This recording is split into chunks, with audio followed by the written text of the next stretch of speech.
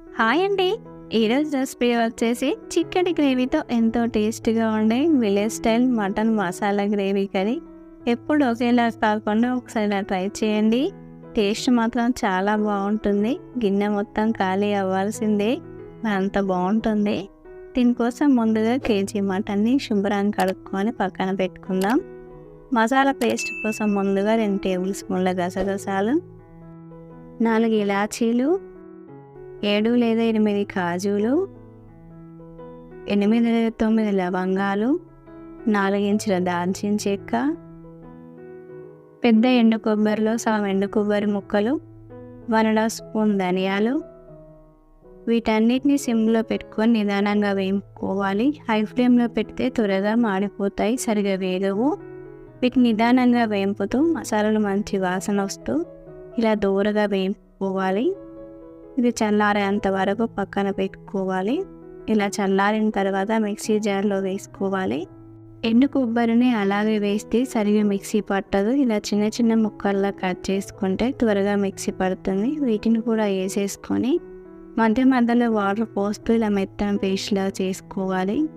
పక్కన పెట్టేసుకొని బాండీలో 4 టేబుల్ స్పూన్ల ఆయిల్, 7 లేదా 8 లవంగాలు, 4 ఇలాచీలు, 2 ఇంచుల దాల్చిన చెక్క, 2 స్టార్లు, సన్నగా తరుక్కున్న కొత్తిమీర, కొంచెం పుదీనా, సన్నగా తరిగిన ఉల్లిపాయ ముక్కలు, 3 పచ్చిమిర్చి పొడవుగా చీల్చుకున్నవి. వీటిని కలుపుకొని ఉల్లిగడ్డ మగ్గేంత వరకు 5 నిమిషాల పాటు మూత పెట్టి మగ్గించుకోవాలి. ఇలా ఉల్లిగడ్డ సాఫ్ట్ అయిన తర్వాత 1 టీ స్పూన్ అల్లం వెల్లుల్లి పేస్ట్, 1/2 టీ స్పూన్ పసుపు వేసుకొని ఉండలు లేకుండా కలుపుకొని పచ్చివాసన పోయేంత వరకు ఉంచుకోవాలి. పచ్చివాసన పోయిన తర్వాత దీన్ని మరోసారి కలుపుకొని మనం ముందుగానే కడిగి పెట్టుకున్న మటన్ని వేసేసుకోవాలి. ఈ మసాలాలంతా బాగా కలిసేలాగా ఒక 2 నిమిషాల పాటు కలుపుకోవాలి. ఇలా అంతా కలిసిన తర్వాత మూత పెట్టి 15 నిమిషాల వరకు ఉంచుకుందాం. 15 నిమిషాల తర్వాత మూత తీసి చూస్తే చూడండి మటన్ నుంచి నీరు వస్తుంది కదా. మరోసారి కలుపుకొని ఈ నీరు కొంచెం చిక్కబడేంత వరకు ఉంచుకోవాలి.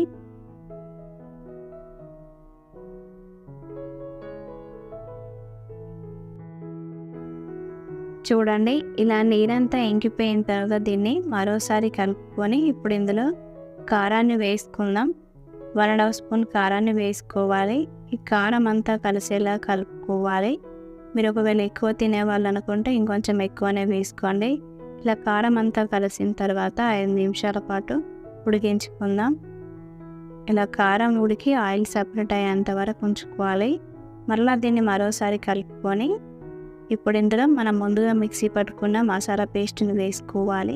అందులోనే కొన్ని వాటర్ను పోసుకోవాలి. ఈ మసాలా అంతా కలిసేలాగా బాగా కలుపుకొని 10 నిమిషాల పాటు మూత పెట్టి ఉంచుకుందాం.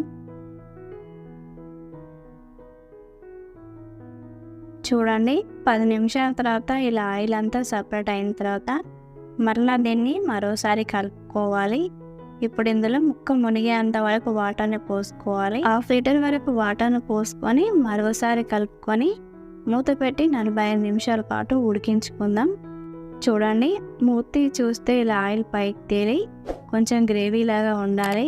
ఇంతే అండి, ఆల్మోస్ట్ కర్రీ అయినట్టే. మరోసారి కలుపుకొని చివరిగా రుచికి సరిపడ ఉప్పు, సన్నగా తరిగిన కొత్తిమీర తరుగు వేసేసుకొని 5 నిమిషాల పాటు అలా వదిలేసి సర్వ్ చేసుకోవడమే.